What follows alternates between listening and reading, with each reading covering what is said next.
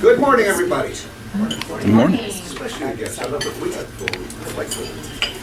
Would you pass that down and every other one take a one of those and one of these over here, do the same thing between. Yes. It has nothing to do with my speech. I just wanted to have you guys have something to look at when I stand up here. Now, my speech is about the world of bees. Interesting facts of that book there, that thing, not a book, that thing that I passed out has a lot of interesting facts. It includes the wasp and the yellow jacket. They all basically are the same family. They're all different. Bees at one time was a wasp, but they evolved in a few years back, like thousands. Evolved into what we know now as the bee. The wasp stayed the same, which is usually when you have an evolution, we lose whatever it evolved from. In this case, it did not. The yellow jacket is a wasp. The wasp is very dangerous.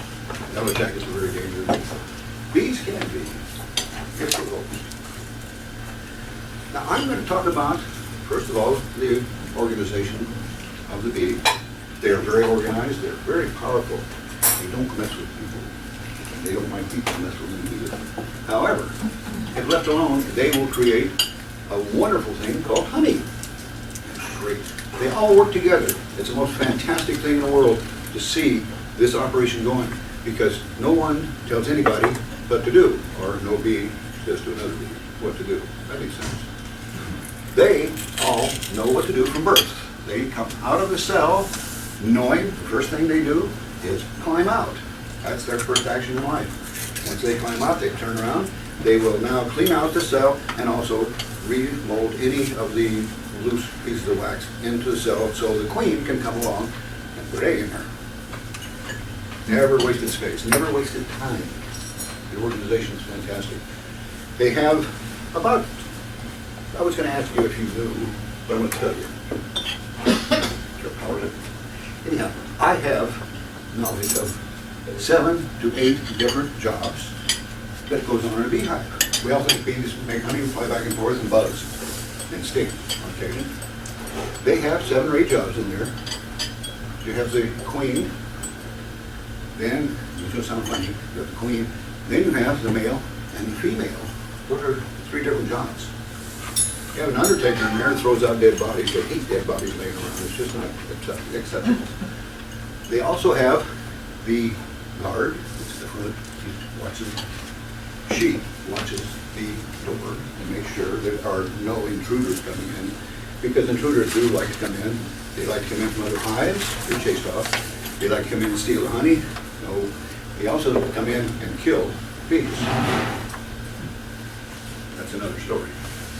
These bees that I'm talking about are the bees that came from the United States, so you know what we're dealing with. From Italy. They came in about 1730. We didn't have any bees up until that time. There were other pollinators. They didn't make honey. Our bees, the Italian bees, or the ones we know now, they are fairly new to the United States, just a few hundred years. The hive and the organization is so important. The queen must lay 1,500 eggs, 1,000 to 1,500, give her a little breathing room. 1,000 to 1,500 eggs a day. She goes around and puts them in these cells.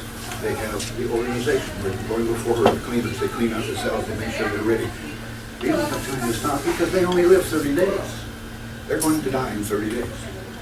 Queen got to lay those eggs and keep the population up. You don't have a population, there are no workers. If there are no workers, there's no hive, because everybody sits around and says, "Did my job." The basic thing is the desire to procreate. They only do that once. There's one party in life for the queen, and also, unfortunately, the male. That's why I'm saying there's differences between the queen and the female and the male. The party that goes on is when the young queen hatches. She hatches when the older queen is either slowing down, injured, or is dying. Chase her off the river. There's no retirement benefits. You die, that's your benefit. The young queen then will take off. She goes as fast and as high as she can go to make sure only the most healthy catch up with her. She will mate with 8 to 10. During mating, with 8 to 10 die. The guys on the ground don't know that. There are about 25 male bees. They're made. They have selective birth. They're made, and they're there for one purpose. Their job is to mate with queen. It only happens once. They die. And with these guys on the ground that are cheering on the guys that are flying around saying, wow, what a party. Super. They're dying. And they're next. Because the remaining, they're all females, you know, that's what I got a bad attitude. All that are left are females. That's our queen bee. They will kill the rest of the males. Or chase them off and starve to death because males are taken care of. They don't feed themselves, they don't work, they don't do anything except make a queen. So at that time you say to yourself, oh, not cool to be a male. Maybe one. Yeah. The females then go on. They are all the entire hive is female. They're sterile females. There's only one fertile female in there. That's the queen. She's about 3 times larger. You can spot her in a honeycomb. You can spot her cell. It's about 3 times larger than the normal cell. Looks like a peanut actually. And it's huge, but you can always spot it. They raise about 4 to 5. The first one out goes out. It's a mock battle. Nobody ever dies in this, but they chase each other down, round. Usually the old queen will leave. She takes about half the hive with her. This is an interesting concept, an interesting event, because bees are telepathic. Bees speak to each other without the normal language, which is physical and visual. But the bees speak to each other. They know exactly when to leave. They know exactly how many are leaving and exactly how many are going to stay. It's just done that way. The old queen leaves, half of the hive goes. Now they can communicate better because there's not this huge amount of bees in there. And they're back into a workable situation. The bees themselves, they go right back to work. No big deal. The queen then gets herself all set up and immediately she starts laying eggs. And that's her life. The rest of her entire life. She never leaves the hive. She sits right there. She sits right there. She moves back and forth right there and lays eggs. That's what she does for a living. Now I told you they've got these different jobs in there, which include the undertaker, the builder, the guard, the top job actually, I guess you could call it that, is the foraging bee. They all work to get to that point. They come up the scale, they get to the place where they're about 15 days old. They take off and go out and forage. They do that the rest of their lives. They have 2 stomachs. One of the stomachs is for their own energy, their own consumption. The other is storage. And they fill up both of them because they quit eating and they die. So they got to eat. And if they go back without something to leave, they'll die because they're not workers. They take this part, which is the storage, back. It goes into a cell, and then they cap it. And it stays there. It is pure white. Most expensive honey you can buy is white.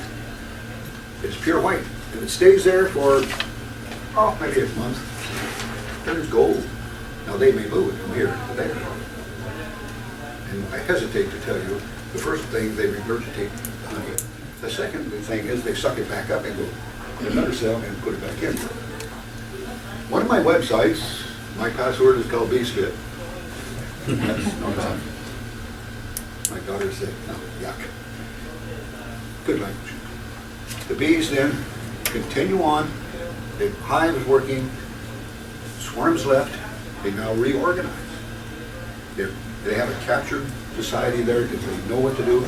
They get to it every day. No one tells anybody what to do. They just do it. There's a captured type society. Their energy that they operate off of is honey. That energy turns the hive into either a heater or a cooler. They will vibrate their muscles, creating energy, creating heat, keeping the hive at 98 degrees. They will, at summertime, it gets too hot. They will go in and get water, they'll spread water around. You'll see them on the outside, the rear ends up, they're beating their wings. On the inside, they're facing out, and they're beating their wings. They've created a swamp cooler that now circulates air over the water, which brings the high temperature down to 98 degrees. And they keep it that way because the wax will melt if it gets too hot. It's not workable if it gets too cold.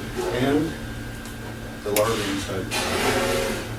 Consequently, they're very well organized, high energy, great society, and I like them because I make a lot of money with them. Thank you.